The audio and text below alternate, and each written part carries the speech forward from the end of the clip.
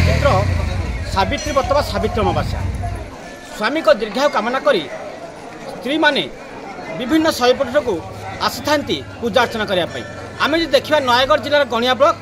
Block जो प्रसिद्ध शैवपीठ अच्छी राउतपड़ा एठार प्रसिद्ध शैवपीठ आम आसिक पहुँचू। आसतु मंदिर भितर स्थिति परखा।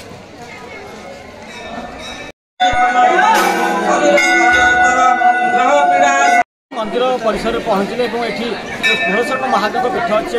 भक्त मैंने क्यों भाव स्वामी दीर्घायु कामना कर मंदिर में पहुँचले। आम पाखे जन भक्त अच्छी आलोचना करवा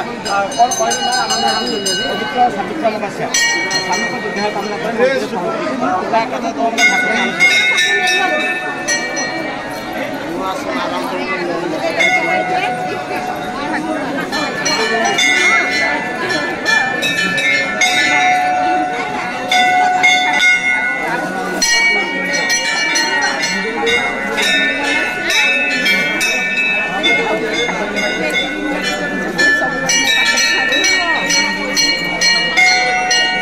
आउ जड़े भक्त अच्छे सहित भी आलोचना कर सी आज भी मंदिर मंदिर स्वामी सहित सहित आलोचना करें कौन कहवा आप आज मंदिर आज पवित्र सावित्री व्रत कौन कहे मंदिर आस कौन स्वामी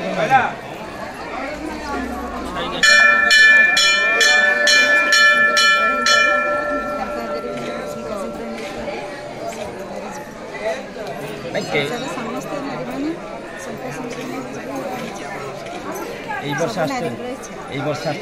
वर्ष मो नाम प्रधान व्यवसायी मो स्वामी सहित आज मंदिर प्रभु भोलेश्वर मंदिर को आसी आज समस्त बहुत नारी मैंने ये भोलेश्वर मंदिर को आसी स्वामी मान दीर्घायु कामना कथा शुभ मनाऊँ। प्रत्येक बहुत नारी माँ पार्वती पाखक जाए नुआ शंखा सिंदूर और शाढ़ी नहीं पूजा कर स्वामी मानकर किपरि उन्नति दाम्पत्य जीवन आशीर्वाद ग्रहण कर। सावित्री अमावास्या आज हूँ पवित्र सावित्री अमावास्या एथि आज आसी मो स्वामी दीर्घायु कामना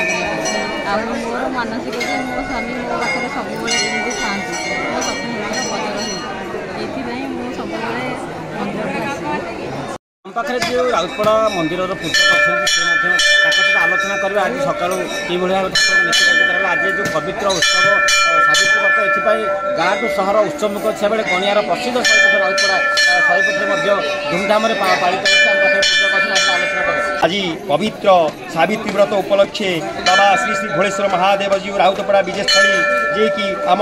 नयगढ़ जिला दशपल्ला निर्वाचन मंडली गणिया ब्लॉक बेलपड़ा पंचायतर प्रसिद्ध शैवपीठ श्री श्री भोलेश्वर महादेव आस्थान विराजित के आवाहन कालू राजराज रामलू दशपल्ला राजा एवं नरसिंहपुर राजा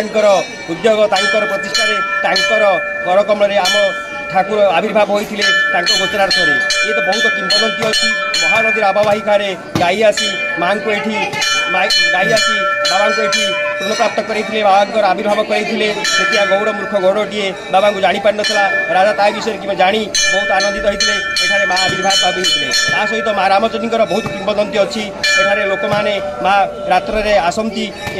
डंगार आसी बहुत दूर दूरांतर आसी डंगार आसी रात्रि यापन करती से माँ रामचंद्र मूर्ति जड़े व्यवसायी माँ मूर्ति एक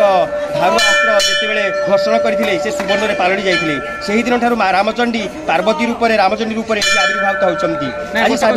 सावित्री व्रत मंदिर पूजा सावित्री व्रत आज मंदिर में बहुत कोलाहल लगी रही आम ब्लॉकर विशेषकर 50-60 ग्राम जजमान भक्त मैंने आस दर्शन कर आज जो पवित्र दिन पवित्र सावित्री अमावास्या और सावित्री व्रत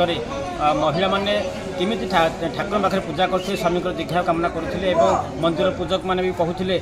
सका नीतिकांत ठाकुर केमी सब कथा आलोचना होता गोटे कथा ये मन रखा पड़ो आज पवित्र दिन में महिला माने सका गाधवादा कर निजर भोग सामग्री धरी मंदिर में पहुँचते ठाकुर पाखे स्वामी दीर्घायु कामना कर। नयगढ़ विश्वरंजन सेठी HRD बढ़िया।